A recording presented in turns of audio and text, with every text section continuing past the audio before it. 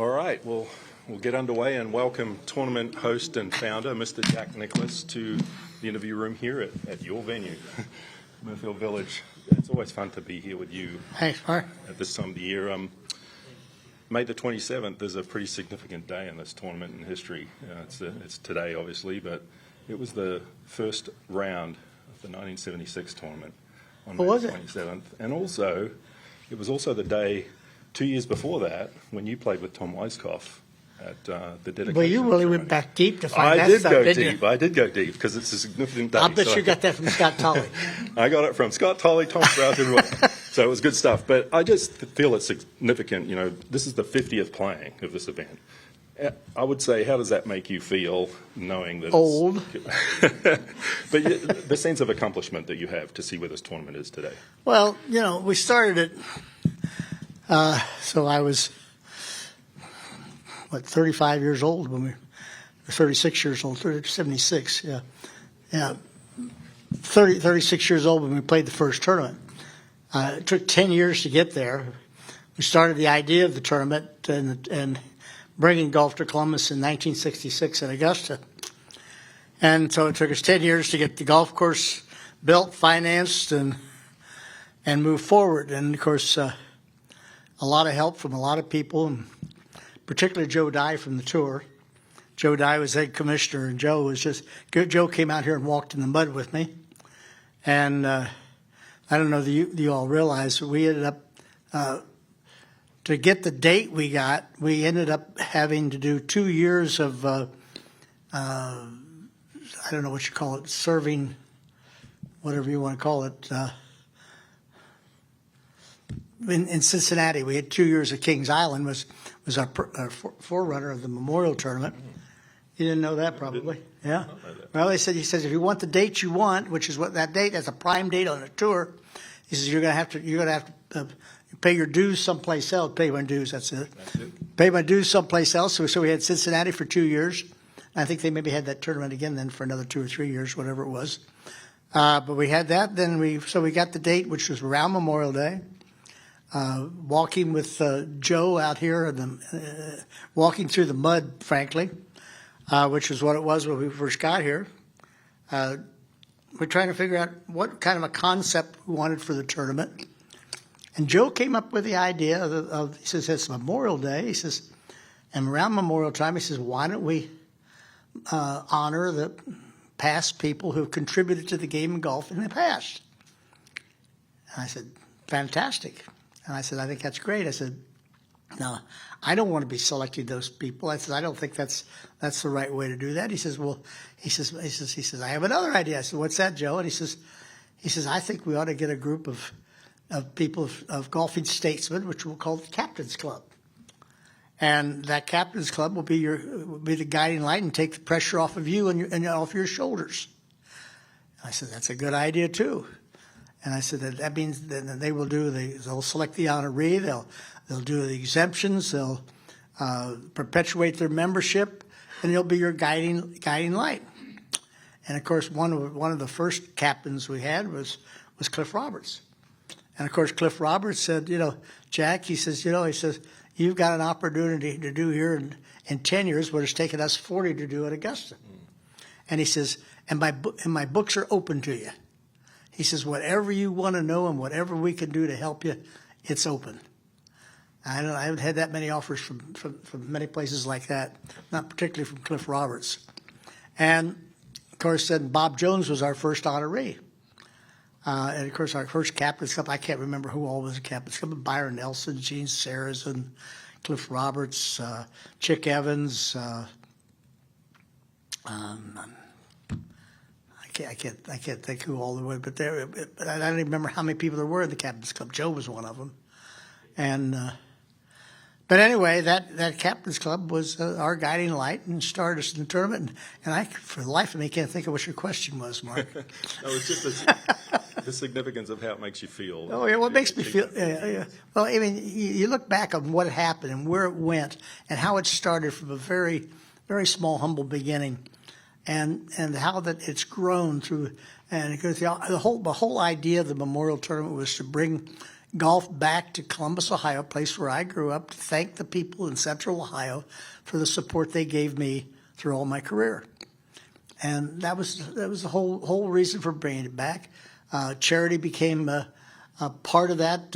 Although back in those days, charity was a very small part of tournaments. I mean, tournaments gave a couple $1,000s to charity in those days. That was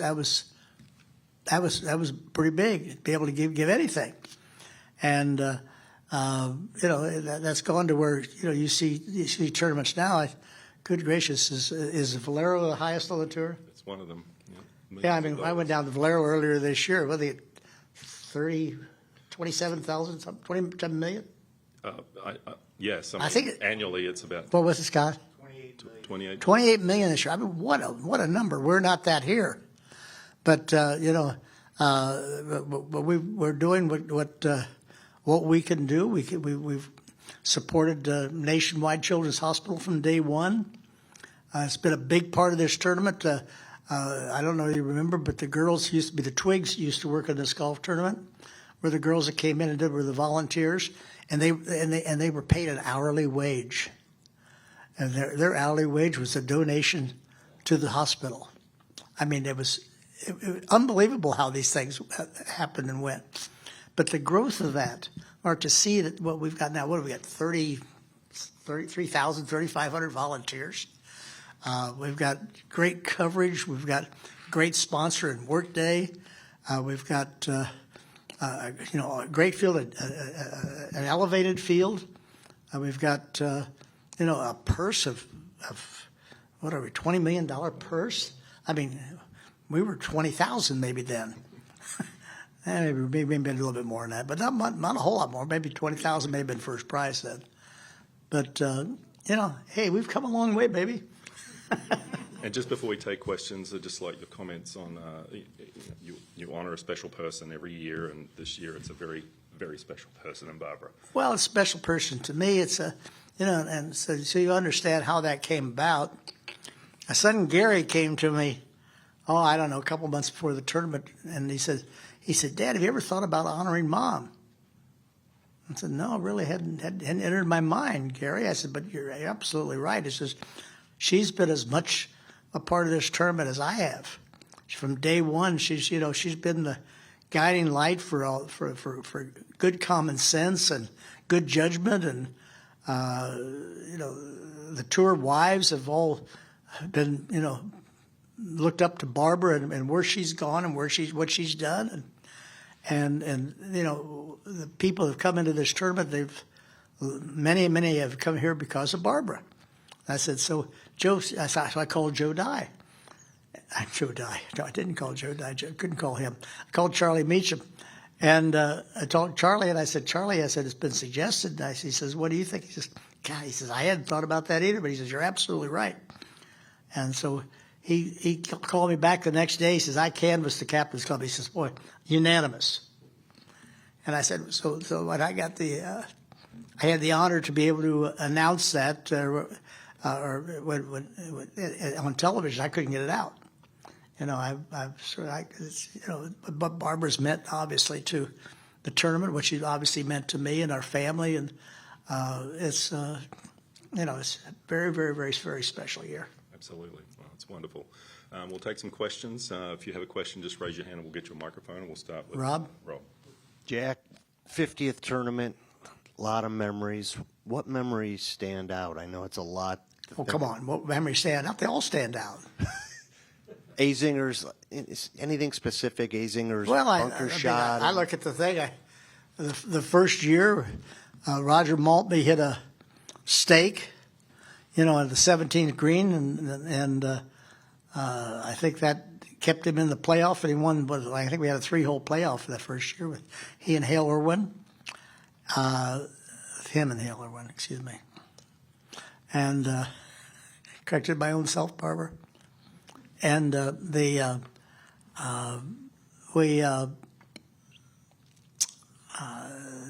was pretty special. Then Roger was celebrated so much he left his check down, and I don't know what bar he was in town, but he left his check there, and I think he got it back though. Then Then the second year I won, and unfortunately we couldn't finish it on Sunday. We had bad weather, and I finished it on Monday morning, and won that. And I've always felt that was probably the most difficult tournament that I'd ever won, the hardest, because of what I did as it relates to the tournament. I was out picking up papers all the time, stuffing them in I don't remember who was caddying for me. Probably Angela was probably caddying for me at the time. I don't know. And stuffing them in his pockets and checking stakes in the ground. And if I saw something here, I wrote it down. And Barbara would come in with her checklist at night. I saw this out there, that, bap, bap, bap, bap, bap. So we go through that. We get that, try to get fixed the next day.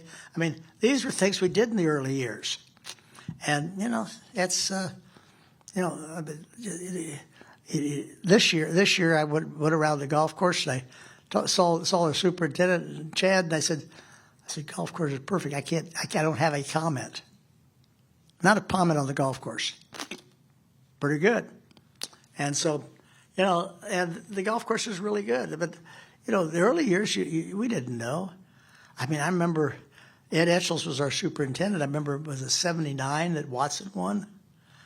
Is that correct? And that's the year that Ed was more about making sure that nobody could play the golf course and had the greens skid as fast. He got the greens over 17 on Sunday.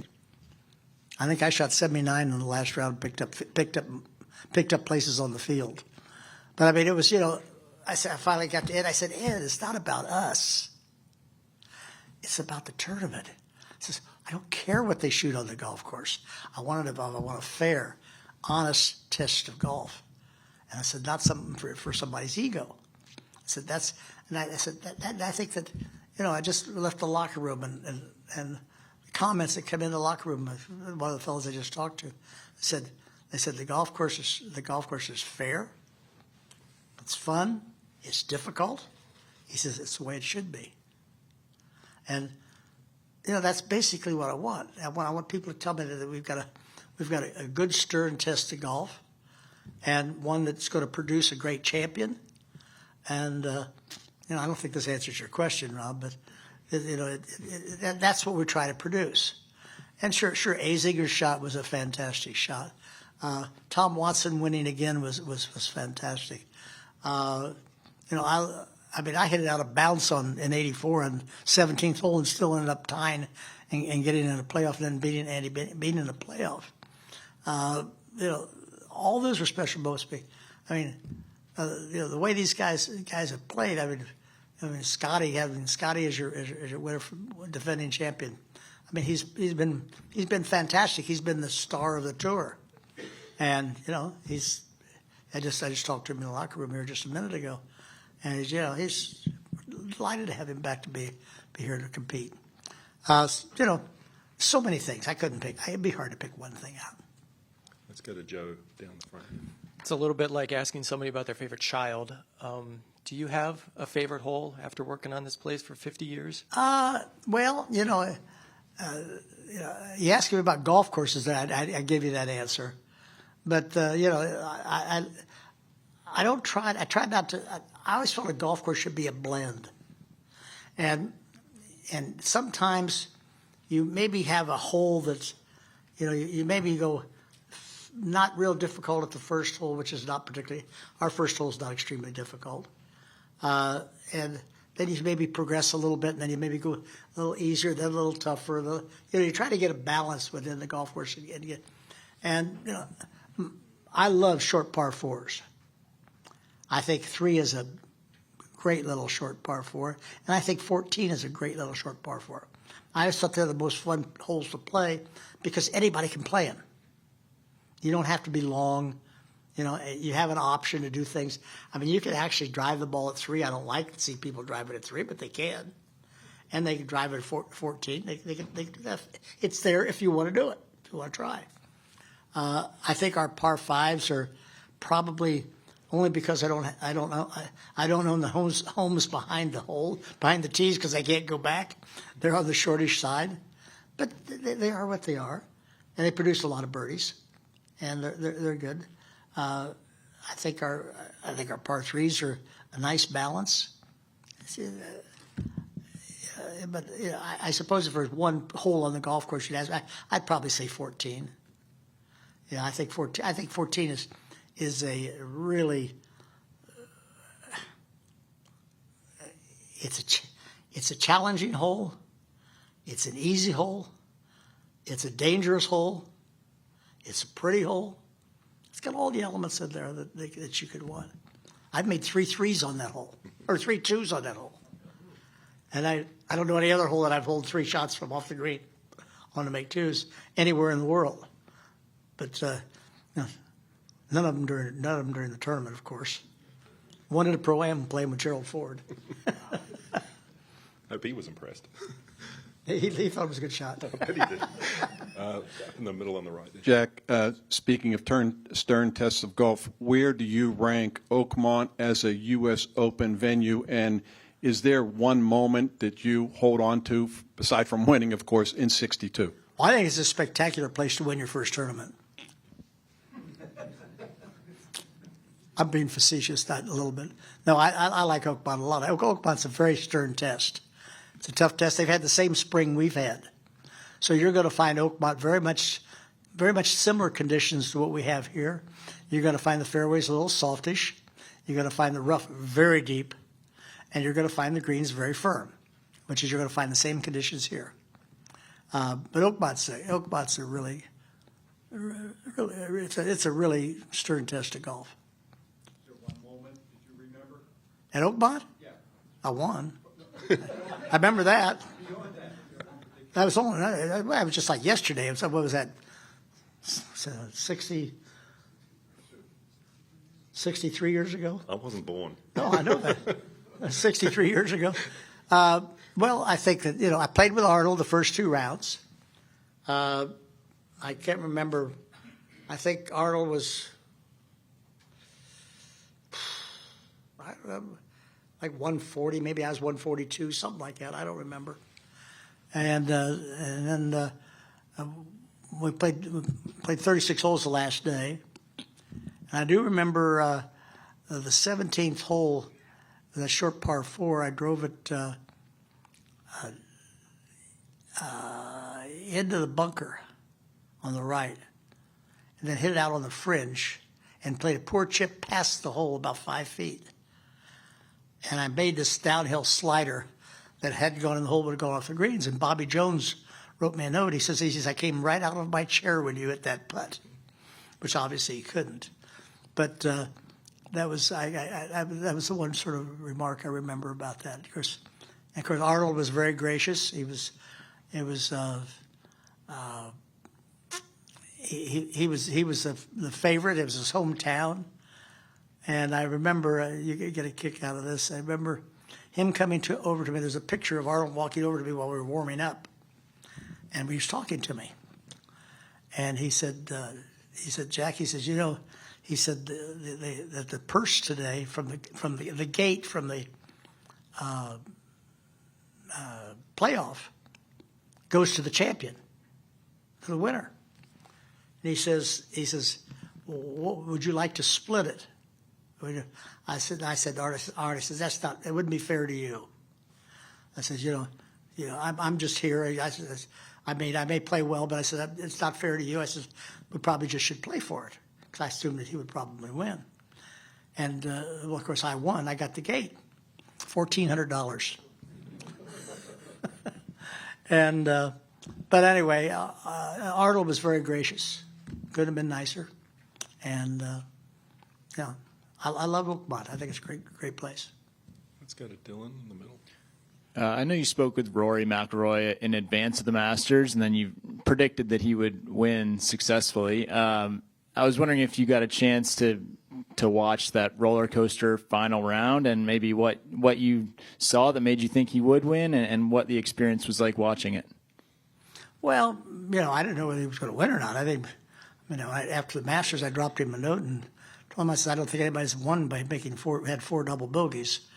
And I said, that just showed me how much talent you have to overcome that to win, and how you played some unbelievably spectacular shots such as the iron at 7 that he hit over the tree that actually hit the tree. And the shot he hit at the phenomenal iron he hit at 15, the shot he hit at 17. And then, of course, then to miss that little short putt at 18 hit in a pitch out on a second shot with a wedge. I mean, not very good. But, he played some bad shots. He played the shot he hit at 13. I mean, I can't believe. Anyway, I was very happy for him. And it was a great win. And it got the monkey off his back. And to me, the monkey was not the Grand Slam. The monkey was the Masters.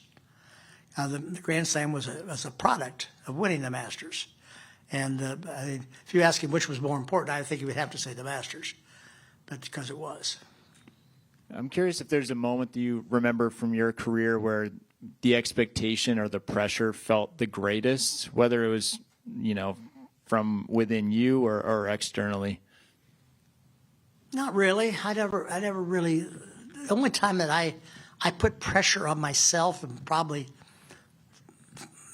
not really the right thing to do, was that in my after I won the Masters in 63, 4, and 6, or 63, 5, and 6. I can't even remember the years I won. Anyway, 63, 5, and 6. I sort of felt like I should win it every year, and I felt like if I didn't win it, my year was a failure.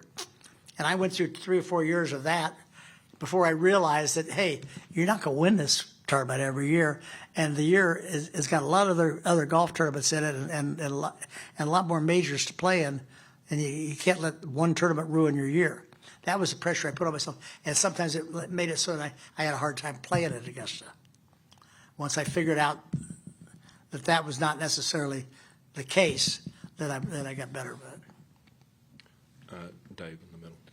Jack, over 50 playings of this event, that this tournament has become very special to a lot of different people, and I wanted to hear from you why it's special to you. Why it's special to me? Well, I think I went through a lot of that earlier, Shed, but the Masters, the Masters. We're at the Memorial Tournament this week. Is that the name of our tournament this week? Yes, sir. Yeah, it's presented by Workday. Yes, sir. Well, it's special to me because we started from nothing. We started with an idea. We came out and started looking at property, found the property that I had known as a kid, developed it into a golf course. Got the city of Columbus to bring us water past the city of Dublin, and then we fed city and sewer and water back to Dublin. We've been a catalyst to grow this whole northwestern side of Franklin County. The business that has come into the Dublin area largely because of what we did here. There's so many things that have happened because of what happened here. Not just the golf tournament. The golf tournament's been great. It's grown. I mean, it's grown in stature. It's grown in the eyes of the golfing world and the players. The players love to come here and play. It's like, hey, can we get in? How can we get in? I mean, I don't know how many of the young kids that were on the borderline wrote me notes. I guess I don't have anything to do with the exemptions, but that's one of the things I did. Make sure that went to the captain's club and not to me. And so, but I mean, the things that have happened, and then to honor Barbara this year. I mean, that's really obviously extra special. But all the things that have happened have been certainly on the positive. It's been a huge part of the PGA Tour. Absolutely. And it's we didn't design this golf tournament to be a major championship. That was not our goal. Our goal was to do a tournament and be a service to the game of golf. And whatever we could do to help grow the game and further the game, and particularly in Central Ohio, that's what we wanted to do. Doug, you want to go next? Two things, Jack. I wanted to circle back on Rory. Did you have an inkling he wasn't going to play, and did you ever have a conversation with him on why? I didn't have a conversation with him. Nope. Did that surprise you? A little bit. Okay. Well, I was going to go again? I was going to go off the rails on this one here, but you mentioned a little bit ago about Oakmont that you thought Arnold was at 140 and you were at 142. I don't remember. I'm not going to I don't fact remember that check was you. right or not, but I promise you that. But is that correct? I don't know. I'll find out and let you know. But Okay. what struck me is that players And from I shot 69. I shot 69, 72 next 2 rounds. players from your generation always speak in those numbers. Today they would be saying Arnold was at even and I was at 2 over. Everything is always over and under, and it seems like Arnold once said, doesn't 280 always win the U.S. Open? At what point did we get away from numbers like making a 2 3 times instead of an eagle and start saying over and under? Well, I don't know how to answer that question, Doug, but to me, even par was always a great score at a U.S. Open. And why was it a great score? Because, I go back to the days of Joe Dye. I thought that Joe Dye did just a magnificent job of setting up first of all, he set up the juniors, okay? He set the juniors with a modest rough and semi-narrow fairways and firm greens. He would then go to the amateur, and we had little narrower fairways, a little bit more rough in the firm greens. He'd go to the U.S. Open, we had the deeper rough, the width of fairways that he felt like was fair, but the right width, and the greens firm. I love those kind of setups, and those setups were all designed to have par be fairly precious. Now,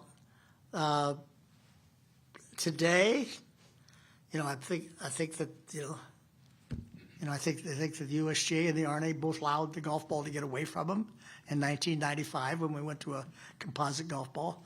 I've said that many times, and as a result, we now have holes that are becoming drivable and never. The third hole at Augusta. Whoever dreamed you were going to be driving the ball on the green at the third hole at Augusta? You're going to have to stand on the green and wave the guys behind you through the hit. Come on. The golf ball goes too far. Has gone too far for a while. Then they continue to lengthen things. But to me, lengthening only does a couple of things. One, it takes longer to play. It costs more money. The whole thing, it just gets expensive. So, the game has gotten to where all of a sudden it was 4 or 5 under par, then 10 under par, then 15 under par. Personally, I never liked that. I always, and I hate to use it. I hate to use the example of Hartford, but you've heard me use it before. And Hartford is a nice tournament, and people were very nice. But it used to be played at Wethersfield, and I never played because I didn't like the scores. And finally they said, "Jack, you need to play." I've never played. I'll go play. I think you're right. I got to try to go places that I haven't been. I went there. So I went to Wethersfield, and I shot 68 the first round. I was in 17th place. I shot 67 the second round. I was in 25th place. I shot 67 the third round. I was in 35th place. I finished with 67 and finished 42nd. That's why I didn't go to Wethersfield. Okay. Now, it had nothing to do with Wethersfield. It was a nice golf course. Very nice golf. I just didn't like the putter being what. I've never believed that the putter should dictate what the golf game is. I believe that a putter. See, I don't believe that I never believed in the thing you drive for show and putt for dough. I always believe that the part of the game is being able to get the ball to the green, on the green, and if you make some putts, that's part of it. It's not that the putter has to dominate. Sure, some guys are better putters, some guys are better hitters of the ball, but it's the combination. And when it becomes a putting contest, that's where I wanted to get out of it. Even though I was a good putter, I just didn't think I just didn't like it being a putting contest. I always thought that what Joe Dye did in setting up the U.S. Opens, where, you know, we went to the Oakmonts, or we went to, let's see, we went to Brookline the next year, then we went to Congressional, then we went to Belle Reve. All those required are just a couple under par type scores, not very much under par. And par was a precious thing. Is it probably, do people probably like birdies? Yeah, I can understand that. We got a lot of tournaments we make birdies. Let's have some we don't have to make so many birdies. That's just sort of the way I look at it. And I mean, we've had conditions here. Tom Lehman shot 467s here. That's a pretty low score. That's what, 18 under par. That's 20 under par. Yeah, I mean yeah, 268. That's 20 under par. That's a low score on this golf course. But I didn't mind that because the conditions dictated that. I mean, our rough was plenty deep that week. We had a little bit of rain, but not a terrible amount, and the greens just were perfect for holding a golf ball. So it allowed you to shoot a low score. I have no problem with shooting a low score when the conditions allow that to happen. What I don't like to is artificially see a golf course taken to the level where you play good shots and you get bad results. So there's a fairness and there's a right and there's a wrong about how good golf needs to be played to get a good result. And it's always a little bit on the edge, and I always like to stay a little bit on that edge because I think it really produces really good golf. And frankly, I always thought that's what a golf tournament was all about. That guy's going to play the best golf that week. All right, I'll come over to the right here, just behind Rob, and then we'll come over to you, Lauren. You mentioned earlier growing up here and knowing the area so well. What has it meant for you throughout the history of this tournament, throughout your playing career, to be someone in Columbus, at Ohio State, just in the area as a whole, that's a role model to a lot of people, that a lot of people look up to, and what's it mean to give back to those people? Well, you know, I feel very blessed that the people have allowed us to do that. The city of Columbus has embraced this golf tournament. The city of Dublin has embraced this golf tournament. Central Ohio has embraced it. Ohio has embraced it. The PGA Tour has embraced it. The golfing world has embraced it. And, you know, I was just another golfer. Yeah, I made a few 4-foot putts, maybe more than somebody else. But, you know, and maybe because of that put me in a little different category. But, you know, to have people accept that and embrace what we did has made me feel very, very special and very, it humbles me. That, you know, I want to say thank you. Thank you for the help you've given us. All right, we'll go to Lauren on this side. That answered your question? I'm sorry? Lauren? Newly named U.S. President's Cup team captain Brant Snedeker is playing on a sponsor's exemption. I can't hear you. I'm sorry. Brant Snedeker, Yep. newly named President's Cup team captain, is playing on a sponsor's exemption this week. You have more captaincies than anyone. What's the biggest piece of advice you'd give Brant as he embarks on this next journey? Oh, he'll enjoy it.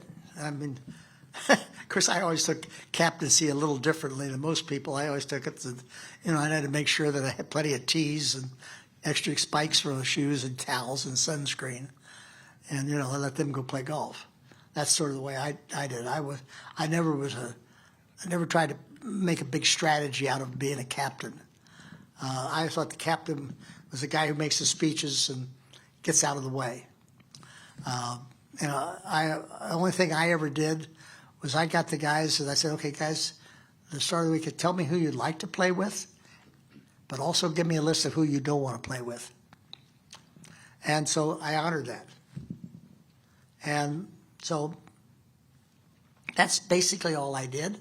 I didn't do anything real special. I tried to get everybody playing time if I could, where it was possible. If a guy told me he didn't want to play and didn't feel he was playing well, then I honored that. I think Brad has to listen to them. He's gonna love it. He's gonna have a good guy. All the guys like him. He'll have some moments where, you know, he'll say, this is a tough decision. It's all right. That's what the captain's supposed to make. But he'll have a great time. All right, let's go up in the back right. We'll go with Bob and then Alex behind him. Hey, Jack. Two separate things. First, just to clarify, were you not aware until basically the rest of us that Rory wasn't coming? I was sort of aware of it about the middle of last week. And so it sort of surprises you, I guess, that he's not? Yeah, it surprised me, but guys have got schedules and got things they do, and I haven't talked to him for him to tell me why or why not. That's just his call. I made a lot of calls that I had to make when I played to play or not play, and sometimes it wasn't as popular as people thought it was. But sometimes you have to make those calls. I don't hold anything against Rory for that. He did what he likes to play. I know he likes to play so many in a row. He likes to play the week before a U.S. Open, and so that's what he's doing. So, I really don't have a comment on it. It's very difficult. Very difficult. I mean, I'm a big Rory fan, always have been, and I'm sure that will remain that way. I was a little surprised. Yes. And then separately, last year, obviously the tournament was the week before the U.S. Open, and you told us in here, that you would prefer to have this week. How much lobbying did you do personally? I mean, was that a hard thing to get them to switch it back, or? Wasn't easy. But part of it comes from our sponsor, Neil. I mean, Neil will tell you very simply, last year we had the tournament 2 weeks before, the week before Memorial Day. To get his people here for the Pro-Am, his clients, he had about a 50% acceptance for his Pro-Am. Is that about right, Neil? About a 50% acceptance. This year, the week later, after the Memorial Tournament, virtually 100% acceptance. That's a big number for your sponsor. Your sponsor has to be happy with what he's doing and what's his part. He did not want that. He wanted it the week after the Memorial. We wanted it the week after. We wanted it 2 weeks before the U.S. Open. That was what we felt was the right place to be. We've been there traditionally. The tour was trying to bunch things together, and we fought that, and finally they agreed that we would do it this way. I think they agreed because of our sponsor, because of our history, because the name of our tournament, and I suppose I had a little bit to do with it, but Jack, you had a lot to do with it. well, okay, I have, but anyway, I think that you understand what I'm saying. I think the tour. The tour's quite happy with it. I don't think they're having an issue with it. As far as I know. No, I don't think so. I mean, once we got it scheduled and got it back, frankly, I think Canada preferred the week before the U.S. Open, and then it was a week. At least that's what they told us. Now, whether that is the truth or not, I don't know. But they said that from a weather standpoint for them, the week later was better for them, being up in Canada. So. I think, and they'll have a good tournament. They always do. We go Alex in the back right there. Yeah, Jack, two things. One, did you ever have your equipment tested or looked at by Joe Dye back in the day before a U.S. Open or anything like that? No. Pete Dye used to talk about how sometimes Joe would take people's irons and rub his hands over them and see if they were something that needed to be sanded down a little. Who said that? Pete Dye said that in a story. Pete did? Yeah. Okay. I've never heard that. And then secondly, has there ever been a situation where you were so confident? I love that, Alex. Where you were so confident that when you walked on the grounds of a tournament that there was no question in your mind that you were going to win that week? What is the question? Were you ever so confident? No. I never was confident I was going to win any time. If anytime I walked on a place saying, "This is mine," you never win. I've always tried to feel like I was climbing a mountain. I did that through most of my career while I was playing and was always trying to get better, always trying to improve, always trying to say that you know, this is a hard mountain for me to climb. I got to really work hard to get myself ready and prepared for it. And as long as I got myself, you know, prepared and ready to play, and I gave it my best effort. I didn't always win, Alex, but I gave it my best effort. You know, I gave my best effort at Turnberry in '77. Watson just beat me. I gave my best effort at Pebble Beach in '82. Watson just beat me. Gave my best effort in a lot of tournaments. Somebody just beat me. But there are a lot of tournaments I gave my best effort, and nobody beat me. You know, but I think that the game of golf is usually 100 and some odd players that start a golf tournament, and when I've always taken the philosophy. Maybe I just said that. The philosophy, as long as I'm prepared, as long as then, you know, well done. I mean, Barbara knows at Oklahoma City in, I think it's '87, I think we played the PGA Championship, and for some reason, I really wasn't ready to play golf, and I didn't prepare very well. And and I got exactly what I deserved. I missed the cut. And the only thing bad about missing the cut, and when I was working for ABC at the time, and I had to go stay around for the weekend and announce and talk about the other guys. Just what I didn't want. You just don't want to do.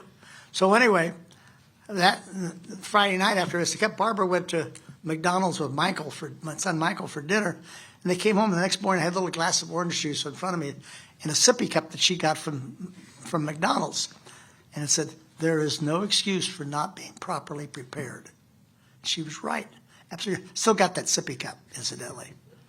Yeah, because there isn't any excuse. As long as you go out and you make an effort, and you make your effort to be the best you can be, and you give it your best effort, then you have nothing to be ashamed of. You just might get beat, and you might win. All right.